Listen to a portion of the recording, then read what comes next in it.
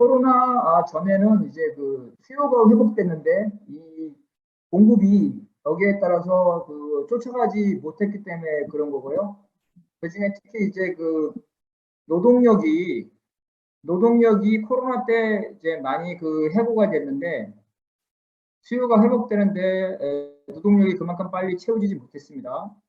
그리고 코로나로 인해서 국경이 폐쇄돼서 불법 이민이라든지 이주 노동자라든지 노동력이 채워지지 않아 가지고 노동력 공급에 의한 게 이제 임금 인상이 있는데 이때 임금 인상은 2% 내지 3%로 완만을 해서 크게 문제를 내지 않았어요. 그다음에 중국산 제품에 대해서 대량 관세를 매길 경우에 수입 가격이 올라 가지고 이제 가격 인상이 초래됐고요.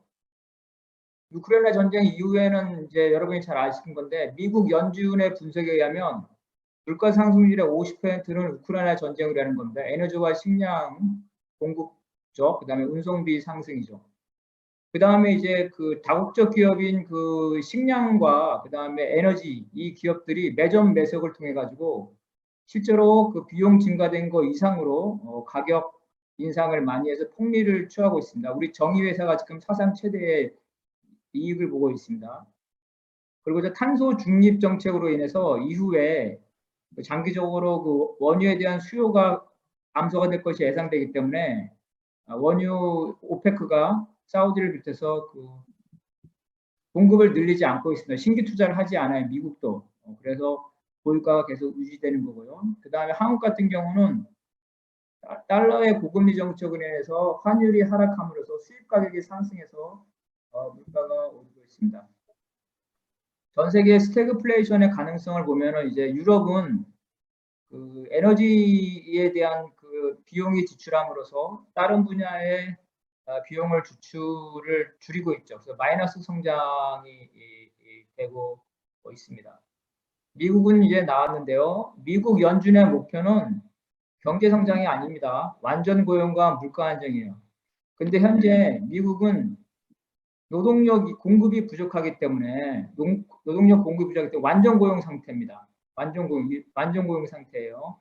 완전 고용이 유지되면서 물가가 오르기 때문에 연준은 완전 고용이 유지되는 한 계속 금리를 올리겠다는 거고 실제로 금리를 계속 올리고 있지만 완전 고용이 유지되고 있기 때문에 이후에도 계속 금리를 오를 것으로 이렇게 예상되고 있습니다. 이제 개발도상국은 이제 이런 수요 감소로 인해서 수출 감소, 그다음에 제3세계는 이제 에너지와 식량 가격으로 인해 가지고 수입 가격이 올라서 재정이 파탄나고 있죠.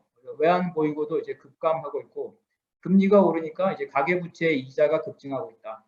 전에는 100만 원 내던 이자가 지금은 140만 원. 왜냐하면 그 이자율이 3%에서 3%대 100만 원이라면 2% 올라서 5%라면은 엄청나게 오르는 거죠. 실제로는. 그래서 제가 알기로도 100만 원 내는 사람들이 140만 원 내고 있다 이런 겁니다. 그리고 그동안에 이제 양적 완화 정책으로 돈이 실물 경제를 가지 않고 부동산과 주식으로 갔는데 이게 거품 가격을 형성했는데 지금 주가와 부동산이 폭락하고 있습니다. 그래서 이런 위기의식이 좀 있다는 거고요.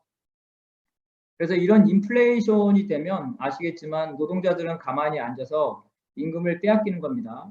전에는 3만 원 가지고 한 3인이 뭐 짜장면을 먹었다면 지금은 4만 원이 드는 거니까 가만히 앉아서 그만큼 임금을 빼앗기는 거죠. 더군다나 그 직무급은 최저임금을 기본으로 하는데 신규 노동자들은 다 최저임금을 기본으로 하는 직무급으로 될 가능성이 많기 때문에 장기적으로 보면 청년 노동자들은 과거의 그 선배 노동자에 비해서 처음부터 낮은 임금으로 시작하기 때문에 이런 직무급으로 실질 임금이 장기적으로는 하락한다는 거죠. 그런데 이제 자본과 권력은 그 임금 인상 때문에 물가가 그 오른다고 이렇게 주장을 하고 있습니다. 그렇지만 임금 인상이 먼저 되고 물가가 오르는 게 아니라 물가가 오르고 나니까 임금 인상을 요구를 합니다. 이거는 뒤에 나와서 보겠습니다. 이런 것들이 이제 물가가 먼저 올랐다는 거고요. 그럼에도 불구하고 이제 그 자본들은 이 임금을 동결하라 그러죠. 임금이 오르면 물가가 오른다고 이렇게 얘기하고 있는데 자본가뿐만 아니라 일부 혁명가들도 이런 임금 인상 투쟁에 반대하는 사람들이 있었습니다. 그런 사람들도 보면 이제 푸르돈 같은 사람들은 숙련 노동자들은 국가와 타협을 해서 자영업자 협동조합을 하고 싶었어요. 생산자 협동조합. 그래서 임금 인상 투쟁보다는 국가와 타협을 해서 자영업자, 생산자 협동조합을 하자. 임금 인상 투쟁이 필요 없다. 이런 주장을 했었고요. 나사 같은 사람들은 이제 그 노동자가 권력을 잡아야지만 근본적으로 문제가 해결된다. 근데 그 당시에 노동자가 선거권이 없었기 때문에 이 선거권을 쟁취하는 게 더 중요하다. 임금 인상 투쟁 같은 거 필요 없다. 이런 식으로 얘기를 했었는데요.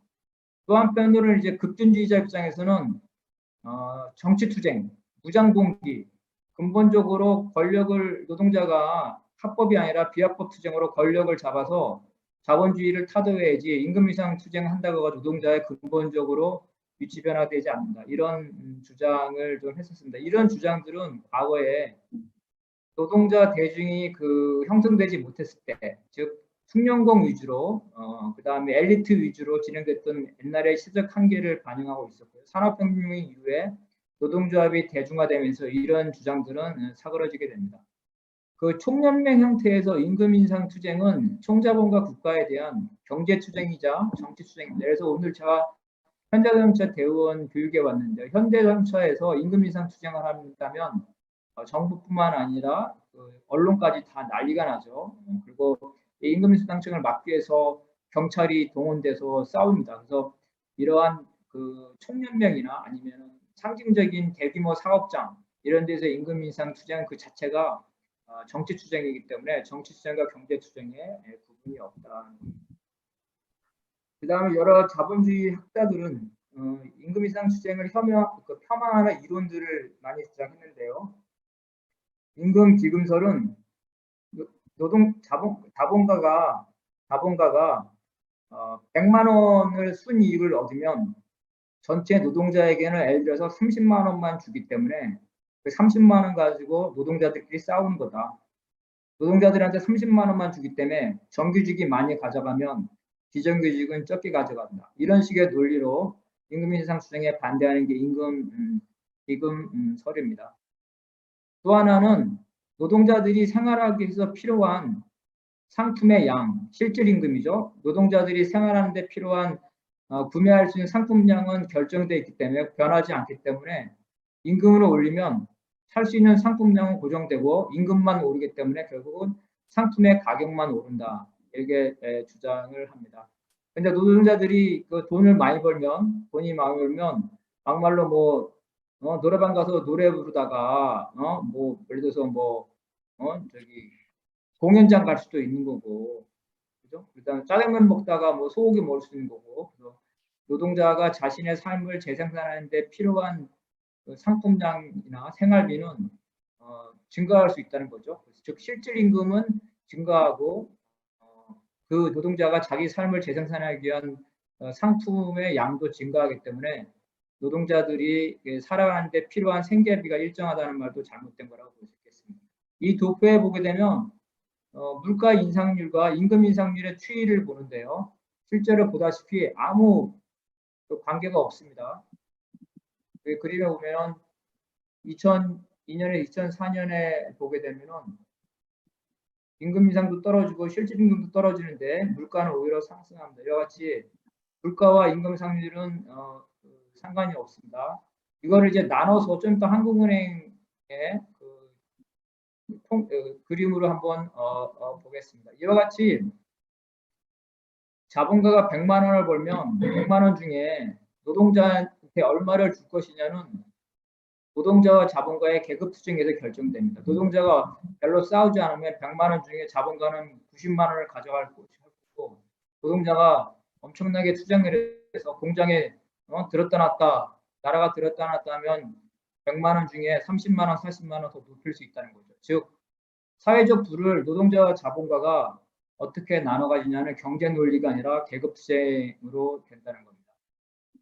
또 한편으로는 이제 그 라셀의 임금 철칙설에 의하면은 임금 인상이 되면 노동자들이 잘 먹고 잘 살아서 노동자가 뭐 쥐도 아닌데 잘 먹고 잘 살면 인구가 늘어난다는 거예요. 그래서 인구가 늘어나면 노동력이 증가되고 그래서 노동력이 많아져가지고 임금이 하락된다는 건데 선진국 잘 먹고 잘 사는데 출산율이 떨어지죠. 그래서 뭐 임금 오른다고 해서 노동력이 든다. 이것도 말도 안 되는 것. 그래서 이런 것들은 다 노동자들의 어떤 정치적, 경제적 투쟁과 그 다음에 그 사회의 경제적 수준에 따라 달라지는 거지 항상 고정되어 있지 않다는 겁니다. 지금 나온 게 이제 한국은행에서 발표한 건데요. 이게 가운데 거 중간계입니다. 임금이 1이 올랐을 때 물가가 얼마 오르냐는 거예요. 그래서 이 가운데에서 최고조로 됐다가 갈수록 떨어지죠. 그러니까 임금이 1이 오르더라도 과거에는 임금에 따라서 물가가 오르다 최근에는 물가가 거의 얼마 안 오른다는 거예요. 그러니까 이게 무슨 말이냐면 임금이 오르면 물가가 오른다는 그런 법칙은 없습니다. 근데 물가가 오르면 임금이 올라요. 물가가 오르면 왜 임금이 오를까요? 그거는 물가가 오르면 노동자들이 임금 인상 투쟁을 하기 때문에 임금이 오르는 겁니다. 그래서 물가가 오르면 노동자들이 반발을 해서 임금이 올라가는 거고 임금이 올랐다 해서 물가가 오르. 왜 그러면 임금이 오르는데 왜 물가가 안 오르냐? 여러 가지가 있습니다. 첫 번째는 노동자들이 투쟁을 하니까 자본가들이 자기한테 가져가는 물건을 줄이는 거예요. 줄여가지고 노동자한테 양보하는 겁니다. 두 번째는 생산성이 높아지니까 물가를 오를 필요가 굳이 없다는 거죠. 없다는 겁니다. 실제로 1970년, 80년 그 산업혁명 이후로 지금까지 추세를 보면 실질 임금은 많이 올랐는데 물가는 그만큼 오르지 않았어요. 그래서 대기업 정규직 노동자를 중심으로 보면은 임금이 많이 올랐지만 물가가 그렇게 많이 오르지는 않았다는 겁니다. 그래서 이러한 것들이 다르다. 그래서 임금이 오르면 물가가 오른다. 이거는 잘못된 거라는 거예요. 더군다나 2008년 금융위기 때 보면 뒤에 나오는데 생산성이 오르더라도 자본가가 임금을 올려주지 않습니다. 그래서 대기업, 정규직, 니네 돈 월급 많이 받아 이러면서 생산성이 오르면 생산성 오른 만큼 임금을 올려줘야 되는데 안 올려주고 있다 오히려. 그래서 전체 순이익 중에서 노동자에게 가져가는 부분이 오히려 줄어들고 있다는 겁니다. 그 다음에 물가가 오르면 전체 고용이 축소된다 이렇게 주장하는데 이 그림은 뭐냐면 최저임금과 고용률의 관계입니다. 보시다시피 아무 상관이 없어요. 아무 상관이 없어요. 최저임금 여러 가지 변동되지만 고용률은 별 상관이 없어요. 그래서 최저임금이 오르면 실업이 늘어난다. 일자리 줄어든다. 이것도 틀린 말이라는 겁니다. 그 다음에 이 그림은 실질임금과 노동생산성의 관계인데 실질임금이 계속 올랐다는 거예요. 그러니까 노동자들이 투쟁하면 실질임금 없는데 투쟁할 필요성이 있어요. 근데 여기 외환위기 때를 보면 생산성이 이만큼 올랐는데 월급은 얼마 안 오르고 있어요. 무슨 말이냐면 최근에 와서 대기업, 정규직 이런 프레임을 세우면서 생산성이 오르는데도 불구하고 노동자들의 임금을 안 올려주고 있다는 거죠. 열심히 일했음에도 불구하고 이런 것들을 볼 수가 있다는 겁니다. 아까 나왔지만 신재길 동생가 말했는데 통화량이 늘어나면 물가가 인상된다고 이게 틀렸다 그랬죠. 왜? 화폐 속도가 달라진다 그랬죠.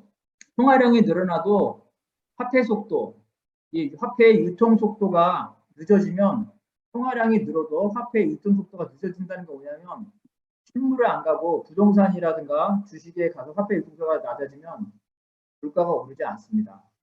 실제로 그랬죠. 2008년에 엄청난 화폐를 풀었죠. 아까 신재경이 말했지만 물가가 오르지 않았어요. 그래서 이런 것도 틀린 말이다. 이 말은 뭐냐면 돈을 풀려면 세금을 많이 때리겠죠. 혹은 중앙은행에서 돈을 많이 푸는데 이걸 주로 이제 서민층한테 많이 나눠주기 때문에 이거에 반대하는 세금에 반대하는 부유층이라든가 그다음에 서민들한테만 돈을 나눠준다. 이거에 반발하는 사람들이 하는 말이라는 거예요. 여기서 보면 나오죠. 여기 2008년에 엄청나게 돈을 풀었는데 물가는 별로 변동이 없어요. 그래서 돈 많이 푸는 거하고 물가하고 상관이 없다는 겁니다. 그래서 화폐 수량설의 이거는 이제 화폐 유통 속도예요. 그러니까 화폐의 유통 속도가 일정하다는 게 화폐 수량설의 주장인데 그렇지 않아요. 지금 경제 침체기 때는 화폐가 잘 유통되지 않습니다. 이렇게 화폐 유통수가 낮아져요. 유동성 함정이라는데 그래서 돈을 많이 푼다고 해서 있습니다. 이와 같이 경제 이론은 그 뒤에 숨은 계급적인 관점이 있다는 거예요. 어떤 조건을 조작을 합니다. 조건을 조작해서 자본주의 경제학자들은 자본가에게 유리한 주장을 하게 됩니다. 그래서 이런 물가 폭등 과정에서 전 세계 노동자들이 투쟁하고 있는데요. 약 75개 국가에서 올해 투쟁이 일어날 거라고 보고 있습니다. 주로 이제 석유, 에너지에 관련된 화물 우리 했죠? 기사들, 철도, 항공 이런 데서 많이 이제 파업을 하고 있고요. 그 다음에 제3세계에서는 식량에 대한 비중이 높기 때문에 식량 에너지라는 데서 민중들이 그 생활고에 따라서 많이 스리랑카 대통령은 망명을 했습니다. 파키스탄 다 이렇게 돼서 아르헨티나 전 세계적으로 다 이렇게 데모를 하고 있고 미국도 역시 노동자들이 파업을 결의했는데 대통령이 나서서 파업을 무마시키고 있습니다. 프랑스 같은 경우, 영국 같은 경우 공항에서 다 파업을 하고 있습니다. 독일도 파업을 하고 있고요. 천연가스를 러시아에 의존한 독일이 물가 폭격을 맞았습니다. 하반기에 10%의 물가 인상을 예견하고 있습니다. 영국은 브렉시트로 인해 가지고 값싼 노동력이 들어오지 못함으로써 노동력 부족으로 인해서 추가적으로 물가 인상이 되고 있습니다. 한국의 상황을 보겠는데 한국 경제 위기는 지금 나왔지만 한국 경제의 상황을 보면 물가는 당분간 6%를 상회할 것이고 자본의 물가는 10% 이상이죠. 그 다음에 은행에서 대출을 받은 사람들 대출 금리는 사실상 50% 이상. 왜냐하면 3%에서 5% 올랐으면 엄청나게 오른 거예요. 40% 50% 이상 오르다. 수요는 회복되는데 회복되는 속도가 느려지고 있고 글로벌 경기 침체 영향으로 투자는 본격적으로 감소하고 있습니다. 그래서 경제가 예상보다 성장률이 낮아지고 물가가 오르는 슬로우플레이션에 직면하고 있다는 겁니다. 스태그플레이션을 갈 것이니까 논쟁인데 이러한 스태그플레이션의 징후는 금리 인상, 환율 인상, 자본 유출, 무역 적자, 외환 보유고 급감, 가계 부채, 땅통 아파트, 주가 폭락 이러한 것들이 나타나고 있죠. 그래서 이러한 위기, 지금 뭐 위기가 현실화되지 않았지만 위기가 현실화될 수 있는 이러한 징후들은 지금 나타나고 있습니다. 그러함에도 불구하고 조직된 노동자들은 사실은 상대적으로 무기력합니다. 중앙일보, JTBC 뭐 6% 이렇게 올렸네요. 삼성전자 9% 이런 데 올렸는데 일반 노동자들 특히 공기업이라든가 대기업이라든가 현대자동차 4.3% 올랐습니다. 공무원들 1% 올려준다고 그래요. 1% 올려준다고. 한국개발연구원에 의하면은 실질 임금이 하락한다고 지금 예상하고 있습니다. 예상하고 있어요. 그래서 이런 문제점이 있는데 노동자들이 제대로 투쟁하지 못하고 있다는 거예요. 자, 이런 국가의 총자본은 정책을 실패했습니다. 어떤 정책을 실패했냐면 공급이 문제잖아요. 공급 문제인 게 우크라이나 전쟁 때문이죠. 우크라이나 전쟁을 빨리 중단시켜야 돼요. 또 공급이 문제인 게 중국을 견제하다 보니까 값싼 중국 제품을 못 쓰게 하는 거 아닙니까? 중국을 고립시키는 경제블록 정쟁을 멈춰야 되죠. 근데 이런 근본적인 걸 하지 않고 엉뚱하게 금리만 올려서 이 서민들만 지금 잡고 있다는 겁니다. 그래서 이것들을 한번 또 우리의 목표는 이제 이러한 정책을 잘못하게 된 미국뿐만 아니라 미국을 쫓아가는 윤석열 정권을 우리가 질타를 해야 되는 거고 임금 인상은 물가 인상과 노동 생산성 향상에 연동을 되게 되겠죠. 자본이 어렵다면 자본이 먼저 자기 이윤을 양보해야 된다. 그리고 식량, 에너지와 보듯이 이런 필수적인 공공재의 경우에는 무기가 될 수 있고 민중에게 너무나 많은 그 피해가 오기 때문에 국유화, 공기업화를 해야 되고 그다음에 정유회사 같은 독점기업의 초과 이윤에 대해서는 횡재세를 부과를 해야 되겠죠. 최근에 이제 경제 블록이 군사 블록화가 돼서 우크라이나에서 대리 전쟁이 일어나는데 대만이라든가 남중국해 또 한국에서도 군사 훈련이 되면서 이렇게 경제 블록은 군사 블록으로 되고 정치적인 그 긴장을 주면서 이런 정치적 긴장은 결국은 경제적 리스크를 주면서 민중들이 그거를 부담하고 있기 때문에 이러한 군사적 긴장, 한반도에서는 전쟁 준비, 한미 군사 훈련 이런 것들을 우리가 반대하는 게 정치적 리스크를 줄이면서 경제적 부담을 완화시키는 게 중요하다고 볼 수가 있겠습니다. 네, 여기까지입니다.